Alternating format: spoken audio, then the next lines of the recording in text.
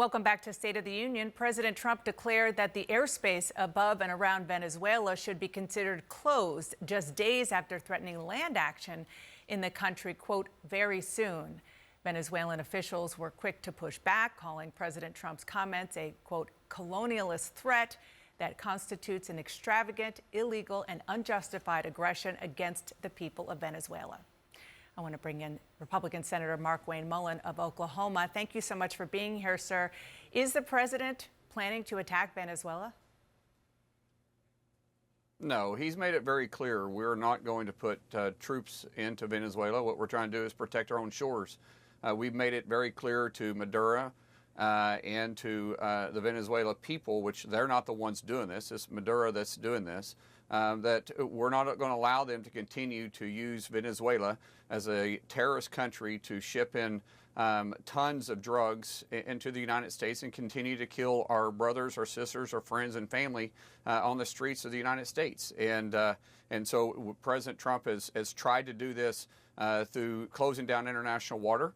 They continue to ship drugs out. Now they're starting to fly them into the United States through tail numbers that are being disguised as either commercial flights or private flights. And so the president's made it very clear he's shutting down the airspace.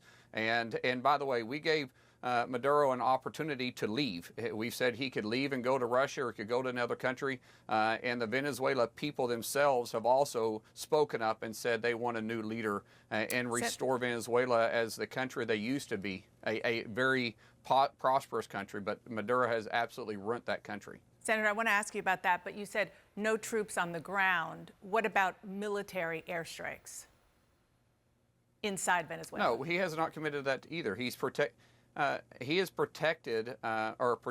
the United States by being very proactive. This is what peace through strength looks like. We're not going to wait until you come to us. We're going to go to you if you threaten our country. You keep in mind, this drug war that has taken place that the Biden administration turned a complete blind eye to in 2024 killed more Americans on our streets than the entire Vietnam War has, and so or did. And so we are being very proactive by stopping them before they threaten us and threaten our shores. And I support the president and what he's doing here.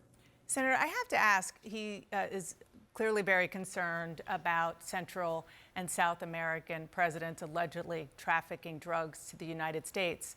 So if that's the case, why is he planning to pardon the former Honduran president who was convicted by an American jury of drug trafficking, who allegedly said, this is according to testimony from his trial, he would, quote, shove the drugs right up the noses of the gringos by flooding the United States with cocaine? Well, the particular circumstances that I'm not quite aware of. However, I do know we're trying to build relationships with Honduras. We're trying to build relationships throughout South America and Central America because China has greatly influenced those countries in a negative way.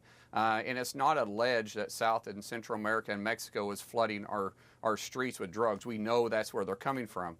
And so I think by building new relationships, by allowing people to have a new beginning, he's showing good faith, saying, hey, we're going to work with you as long as you work with us. The minute you want to come punch us in the face, you want to continue to send your illegal drugs to us, we're going to be very proactive against you, which this is what peace through strength looks like. Yeah, I understand. I'm excited that we finally have a president that's taking a strong approach. Okay, I understand that presidential power is pretty much absolute, and I get that.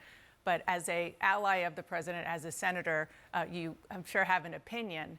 Is, on the one hand, threatening Venezuela and Maduro, and on the other hand, saying that you're going to pardon a guy who was convicted in an American justice system for doing exactly what you're saying, you know, intentionally poisoning Americans with drugs. Is that a good idea? Well, I wasn't involved in the conversations that he had with the president of Honduras at the time. I believe there's probably a good faith that is being stretched forth here. If you saw the True Social post he put out, there was a direct message. I guarantee you the president's foreign affairs approach is one that's being very effective around the world, a lot better than the Biden administration. That's why world leaders are coming in every single day wanting to visit with the president. That's why the president is able to stop 8 foreign wars and hopefully 9 if we can hopefully negotiate a deal between Ukraine and Russia, because the world leaders respect him. And so what the president is doing is always calculated. And I haven't had a direct conversation with the president about it, but I do trust his natural reaction and his approach to foreign affairs, because we can see it's being very, very effective. I want to turn